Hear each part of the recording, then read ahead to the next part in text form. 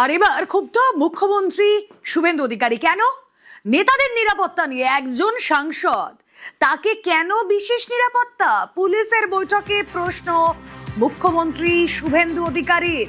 কোন কনটেক্সটে এই প্রসঙ্গ, কি বললেন তিনি এই বৈঠকে, জানবো। সোমরাজ বন্দ্যোপাধ্যায় রয়েছেন সঙ্গে। সোমরাজ, দেখো, আজ যখন পুলিশের সঙ্গে বৈঠক চলে সেই সময় মুখ্যমন্ত্রী শুভেন্দু অধিকারী পুলিশকে উদ্দেশ্য করে প্রশ্ন রাখেন রাজ্য পুলিশের শীর্ষ আধিকারিকদের উদ্দেশ্যে, যে রাজনৈতিক নেতাদের কেন এত নিরাপত্তা দেওয়া হচ্ছে, এবং মুখ্যমন্ত্রী শুভেন্দু অধিকারী তৎক্ষণাৎ নির্দেশ রাজ্য পুলিশের শীর্ষ আধিকারিকদের যাতে অবিলম্বে রাজনৈতিক নেতাদের দেওয়া নিরাপত্তা প্রত্যাহার করা হয়।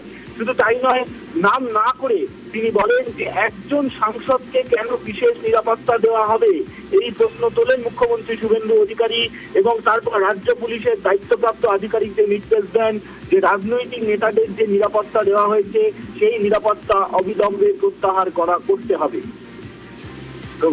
বেশ।